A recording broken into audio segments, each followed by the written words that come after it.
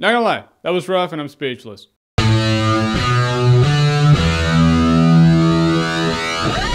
12 Years a Slave. Yes, special thank you to all of you who actually understand that when the movie gets a limited release, it may be playing in about 2 theaters within a 50-mile radius of my house, both of those theaters being 30 miles away. Thank you for exercising understanding and withholding the Jeremy Jones is a racist comments. I appreciate that. Now that I've seen 12 Years a Slave, let's review it. So 12 Years a Slave is the disturbingly true story about an African-American guy in slave America times who lives in New York. He's a free man. No one owns him. But if a couple of douchebags sell him into slavery while he's passed out drunk in the night, I guess now he's a slave. And that's exactly what happens. I always knew him as the assassin in Serenity, and I knew this guy was a good actor, but holy shit. Quote me on this. If and when this movie gets nominated for Best Picture, he should and will get nominated for Best Actor. Because he is the movie. It's his movie. But I'm getting ahead of myself. So in the course of this movie, it's his life for the next 12 years of him being a slave. And it's disturbingly real. I don't know about you, but when I was in high school, we always learned about slavery, yeah. And they always showed you some boring movie that never really captured the brutality of it all. The injustice of buying, selling, and trading people like they're Pokemon cards. It's just bullshit. This movie completely accurately captures it. You watch it and it's so unapologetically brutal and in your face. It's one of those movies that it can't sugarcoat it and do the situation justice. Today, it's hard to grasp the concept that someone could just beat and murder somebody because they are their property. You don't see that on a regular basis. So when a movie's like, nah, here it is in all of its gory fashion, you just sit there like, oh fuck, shit, oh my god. I like a movie that puts a situation like this in your face. It's really effective. Seeing a guy who was free become a slave, you know, he's gonna fight it for the first while, and at a point in the movie, he will give in to a situation. He's like, I am a slave forever. You can see the moment, the absolute moment where it hits him in the eyes where he's like, this is my life now.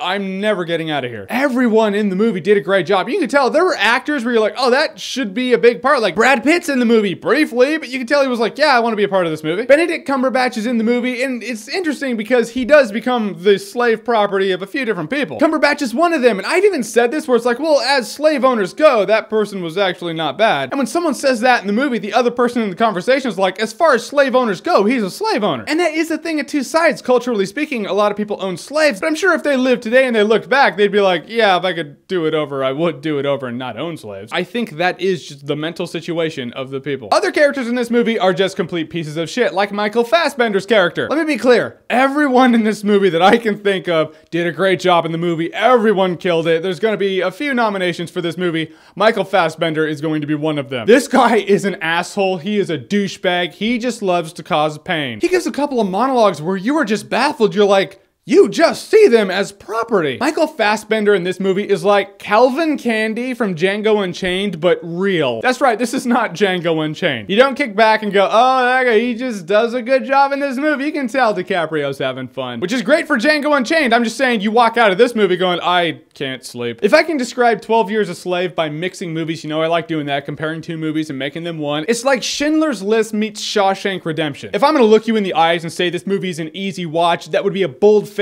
bullshit lie. It's not easy to watch. But I will look you in the eyes and say it is absolutely worth watching. It's one of the best movies of the year, hands down. Movies are like weapons in Assassin's Creed. You got the sword and it can hit over and over and over and over again. You can watch it over and over and over and it does its job just fine. Other things are like that knife that comes out of Ezio's wrist. All it needs is to hit once in the right spot and down you go. That's 12 Years a Slave, because 12 Years a Slave is awesome-tacular.